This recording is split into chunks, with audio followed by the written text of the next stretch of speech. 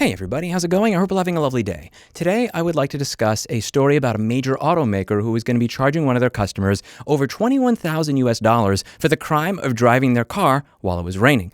There is an issue that's going on nowadays, and it's not just with one automaker, and dare I say it is not just with one industry, where for the most part, we're not interested in actually opening things up anymore. We don't care to understand how things work. We don't care about fixing the actual problem with what we purchase. What we do is we just replace everything. And if things continue the way they are, if you're having an issue with the oil in your car, well, I guess it's time for a new car. 30 to 50 years ago, we had some level of comfort with opening something up, troubleshooting, diagnosing, figuring out what the problem is, and actually fixing it in a cost-effective, economically viable way. But now, more and more, whether we are talking about a laptop where you are going to be billed over $1,800 to replace everything inside of a $1,300 device when the only thing it needs is replace screen cable, or we are talking about a Ford F-150 where you're going to get charged over $5,000 for nothing other than a bad taillight. The issue that we have here is nobody seems to care about fixing the actual problems with devices anymore. And this is an excellent example. This comes here from Scotland with the Tesla Model Y. It says a Scottish couple is facing a $33,000 repair bill, which is about $17,000 in Brexit dollars and $21,000 in freedom dollars over here. So they left home to enjoy dinner on October 7th and arrived at the restaurant with no issue. But say their electric car wouldn't start once they returned to the vehicle around 10 p.m. The couple alleged it took nearly 5 hours for Tesla's roadside assistance to tow the car to a dealership, which, by the way, if you're used to using Tesla service, waiting 5 hours to actually get service is, by their standards, sadly not bad. After the car was inspected, the couple was told that the battery was damaged due to water ingress, and a replacement would cost $17,000 Brexit dollars, which is about $33,000 Scottish dollars or $21,000 freedom dollars, more than the third of a price of the SUV. That's despite the couple denying having driven it through any huge puddles or anything like that, let alone submerging it underwater. Now, I'm just going to throw this in there as somebody who has run a liquid damage repair business for 15 years. In the words of Dr. Gregory House, lovely show on Fox for a long period of time, everybody lies. 99% of the people that say they've never spilled water on something are just full of shit. You open the device, it smells like, a coconut flavored coffee, and there's like brown liquid residue, and you ask them, where do you usually use your laptop? They tell you Starbucks, and they tell you that they didn't spill anything on it. Virtually everybody lies. That being said, this is an automobile. Automobiles are driven outside. It rains outside, and sometimes there are roads where the water may be up 1 or 2 or 3 or 4 inches during a serious storm. And if you have engineered a vehicle that costs over $50,000 that cannot drive in the rain, that is a serious problem. It is already enough of a meme that in 2023, MacBooks have the same amount of liquid resistance that they did back in 2008. It is a meme that if there is humidity that enters a MacBook, that for 4 years running, they have put the 51-volt rail for LCD backlight right next to a 1.7 volt rail for EDP video signal that goes directly to the CPU, so that when it's humid, you get 51 volts zapping your CPU.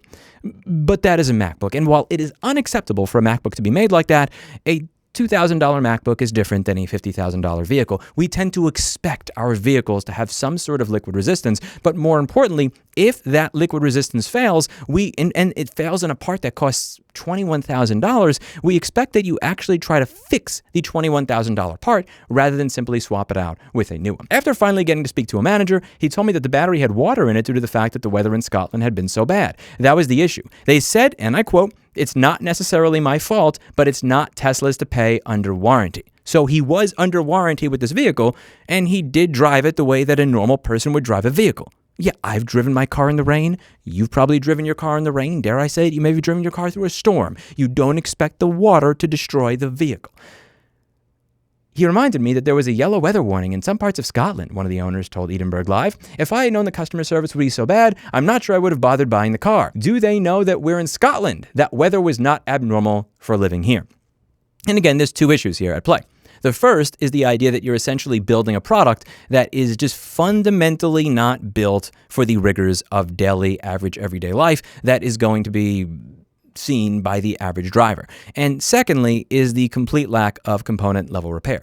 This, again, really does mirror the way that Apple does business, and it also is mirroring the way that many other companies do business. Again, if you're somebody that is going to look at the electric car and go, look at that liberal latte drinking sissy driving his Tesla, lol, you and your Ford F-150, shut up. Look, it's the same shit. You over here with your Ford F-150 or F-350 diesel, turbo pro, whatever the hell, that's rolling coal on a Tesla, are paying $5,000 when your taillight goes out. Because here's the thing that's really important to get across to everybody watching this video. There are people in the next generation, sadly, that genuinely believe that repair is stupid, it is a waste of time, and dare I say it, I've even heard people from Gen Z say crap like, you must be poor if you care about this, why bother?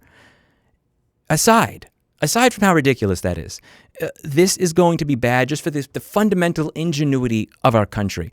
People who are open to taking apart a $21,000 battery and figuring out, there's a corroded connector.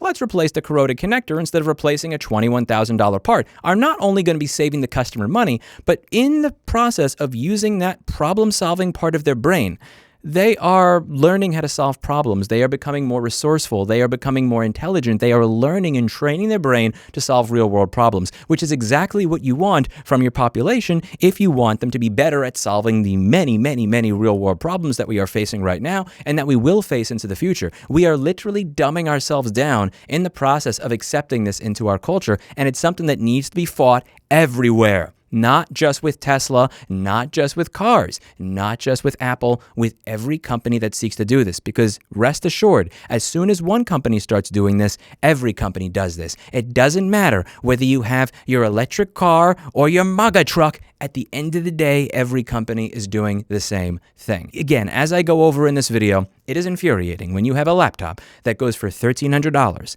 The manufacturer tells you it will be $1,800 to fix, and the only issue with it is a screen cable, which you can replace, and if you don't want to replace the screen cable, you can just bend the pin. There's this idea, and I understand. I know what I'm going to see in my comments. What if the battery explodes? What if they open it? Who takes liability for this, that, and the other? And I understand that. I'm not saying that every single lithium-ion battery should be fixed. I am saying that a company charging more than $50,000 for a car should make a car that can go through the fucking rain. That's a separate issue altogether. But when it comes to fixing that battery, I'm not suggesting that every battery be fixed. In my business, some devices are repairable, some are questionable, and some we open up and go, nope, not even trying on that one, because I know that there's just such a high chance of this not working again 2 weeks after I fix it that I'm not going to waste my time or the customer's time just to try to make a buck. But that's not what's happening here. What's happening here is whole cloth, issue with this part. The manual says replace assembly, $21K bill for you. It doesn't matter what is actually wrong with this battery. They don't state what's wrong with the battery. They don't state whether the issue is, again, a connector and everything else is fine, or if every single lithium-ion cell in that battery is completely corroded, expanding, and about to explode and go on fire. Simple problem or large problem? It doesn't matter. And I know, again, safety is a concern. It genuinely is. But you have to understand that going in the other direction completely is ridiculous. Having a $50,000 car that goes through the rain that has a $21,000 repair bill, because our culture has shifted so far from the direction of having ingenuity, getting our hands dirty, opening things up and figuring out what's wrong with it, is not the answer either. Going from one extreme to the other extreme doesn't help us. We need to find a healthy medium and a healthy middle. We have a false dichotomy where people think that either A, you are safe, but your base repair bill is $21,000, or B, every repair is going to set your car on fire and be horribly done, and it will be cheap. There is a cost, and when people mention that safety is important and the repairs being done properly is important, as somebody who cares about the quality of the repairs that I do and cares about maintaining a 4.9 to 5-star rating on Google Maps over a period of 15 years, I care. At the same time, it bothers me when people pretend that there is no societal cost here. If we wanted to make every single car 100% safe, I'm sure that we could do that by putting more effort into the manufacturing process and making every single car $500,000. Everything that we do in the real world involves trade-offs. If you get 0.1% more safety, but your bill goes from $400 to $21,000 when you drive through the rain, I would argue that that is a bad trade-off for society as a whole. And we have to remember that calculating these trade-offs is important rather than just walling it off by saying, I can't believe that you would consider fixing a battery. Don't you know they're dangerous? Driving a car is dangerous. Over 30,000 people every single year die in this country driving a car, regardless of whether or not there was an issue with their repair. And what I respect about people like Rich Rebuilds, I'll link his channel down below, it's an exceptional channel, is that when he does repairs on these vehicles, he tries to find that happy medium. He is not going to let a vehicle out of his shop that looks like it's going to go on fire 10 minutes after he fixes it. And I respect that. But simultaneously, he's also not going to trash a $17,000 part because of an issue with a grommet or something like that. And that is what I highly respect about him, his channel, his ethos, and that's what I'm trying to get people to understand again with what I'm doing with this channel. It's possible for this to be the default. One of the things that I hope I accomplished when I did produce those 1,000 board repair videos was awakening in people's minds this idea that the unfixable can be fixable. Getting people to think to themselves, I kind of want to open that up and figure it out. I may not win, I may not get it to work, but if this idiot can do it on screen, then so can I. I want to bring about a renaissance in component level troubleshooting and people actually trying to solve problems rather than just replacing entire assemblies and giving up. That is what actually makes the world green. Not claiming that you're green because you have some little fucking leaf on your website or a sustainability climate report that you release, or because your car is run off of a battery instead of gas. Every single company nowadays greenwashes the crap out of everything they do, and it's just tiring. It's tiring to read these nonsensical blurbs from corporate hypocrites. Whether it's a company like Tesla or Ford claiming they are green when they charge you $21,000 for driving through the rain, or $5,000 to replace a taillight, or a job ad that will say something like, we believe in the power of a truly diverse and inclusive workforce that requires you to have a bachelor's degree to get past the robot inside the computer that runs the ATS system. Because there's nothing more inclusive than requiring people put themselves in $50,000 of debt as a prerequisite to getting a basic-ass job that pays $40,000 a year. You don't care about a diverse and inclusive workforce. Your entire hiring system is created by bigots and then outsourced to AI so that you don't even have to take responsibility or accountability for your hiring system being bigoted. The AI did it. It's tiring to read this garbage over and over again, and more importantly, it's even more tiring that we as a culture seem to have just become complacent and accept that this is the norm. What I want all of you to do is push back at every single instance. Do not accept it as the norm from others or in your own life. Be open to this. Not all the time. You're not going to be able to fix everything. You're not going to be able to open everything. And I wouldn't even suggest that you open everything. All I want to do is plant a seed. Consider trying to solve these types of problems at component level whenever you can. Just think about it. You don't have to do it every single time. In my opinion, it's completely unacceptable for this to be the default, and I'm curious what you have to say. Let me know what you think in the comments down below. Before I end the video, I'd like to introduce you to my new pet, Foxy. Foxy is a fox that protects my fish in my backyard from herons. I'm not allowed to do anything to the heron. Apparently, I've looked this up. I can't even chase the heron with a broom. If I chased the heron with a broom, that could be construed as me endangering an endangered species and get me in trouble. So I don't do anything to the heron. I say nothing to the heron. If I do anything to the heron that tries to eat my fish on my property, I'm screwed. However, if Foxy just so happens to defend my fishy, no, what are they going to do? Write him a ticket? Put him in jail for not paying his taxes? So I've come to enjoy Foxy's company, as have the fish. When the heron comes by and he looks at the fish as if he is going to eat them, Foxy looks at the heron as if he's going to eat the heron, and that tells the heron that he should go the fuck away. Everybody wins. I'm going to introduce Foxy now. That's it for today. And as always, I hope you learned something. I'll see you all in the next video. Bye now.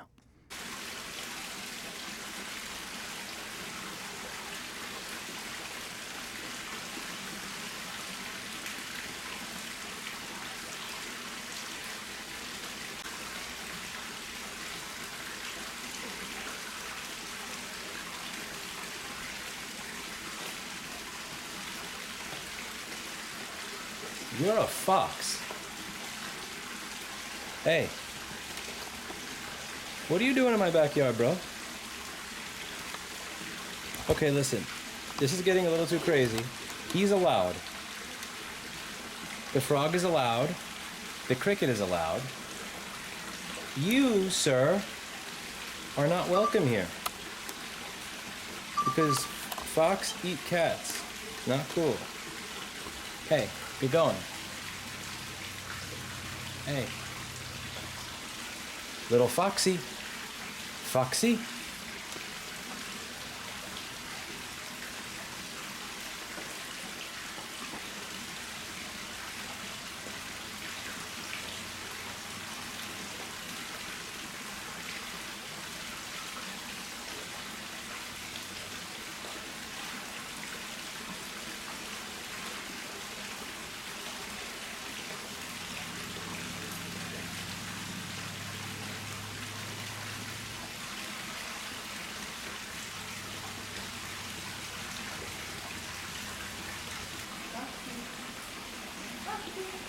Oh, you can see?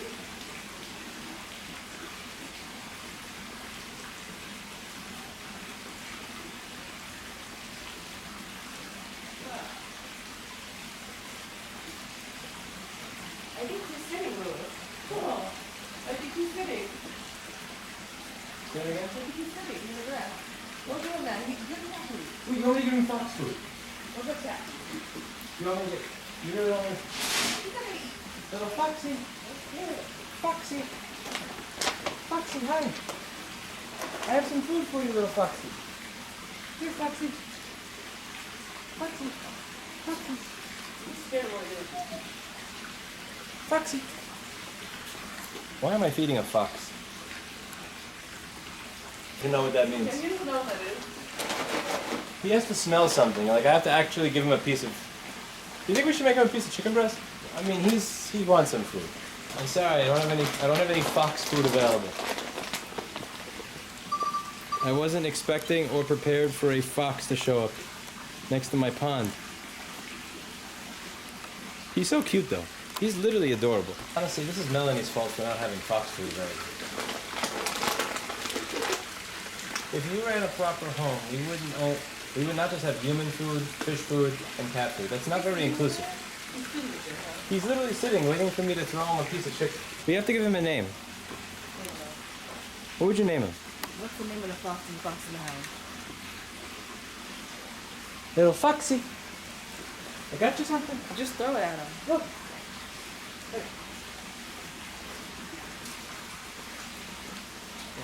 He'll get it. Do you think he's getting it? Yeah, look at him. He's going to it. He's going to it. He's not sitting in.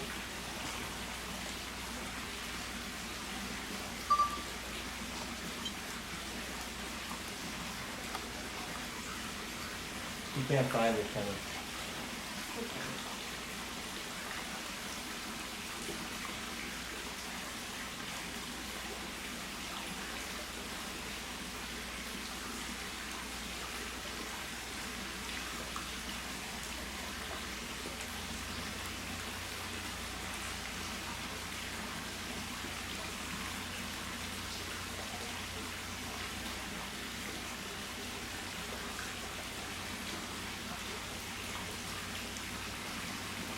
He got it. He got it. Did he eat the whole thing? No, he's got to make two of everything. I don't know what he's doing yet. He's probably looking for more. He's a hoarder animal. He's cute. Hey, boy. You have to name him that one. This other little mofo over here. Dog. Hey everybody, how's it going? I hope you're having a lovely day. So today I'd like to discuss something that Tesla did to a customer in Scotland that's really indicative of where we are in 2023 when it comes to not just how companies treat consumers, but the general mindset and how much the culture has shifted over the past 30 to 50 years. 30 to 50 years ago, we believed in opening things. We believed opening things up. Oh my God, stop crying.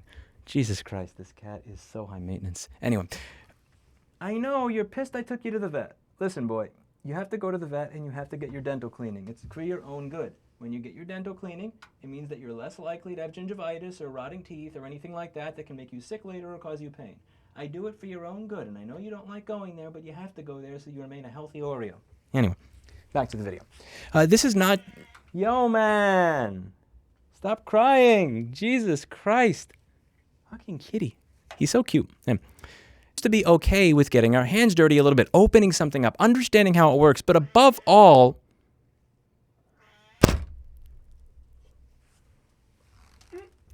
hey everybody, how's it going? I hope you're having a lovely day. So today I would like to discuss a major automaker that is going to be billing a customer over $21,000 for the crime of them driving through the rain. I think it's really important to bring this up because it's not just about this one particular automaker. Well, admittedly, I just fed you. What's up, bro? Why are you so mad? Oh, it's because I took you to the vet, isn't it? You pissed. You don't like going to the vet. Listen, the reason I take you to the vet is because I want you to live a very long time and have a happy life. Okay? I want you to have a happy time. I know. Nobody likes getting their teeth cleaned. Nobody likes going to the dentist, and Kitty does not like getting a dental cleaning. But if you get your teeth cleaned, that means that there's a lower chance of you having gingivitis. Lower chance of gingivitis means lower chance of your teeth rotting. Lower chance of your teeth rotting means that you will be happier. You won't have mouth pain. You'll have lower chance of getting sick and all that type of good stuff. I know. You're so cute. Okay.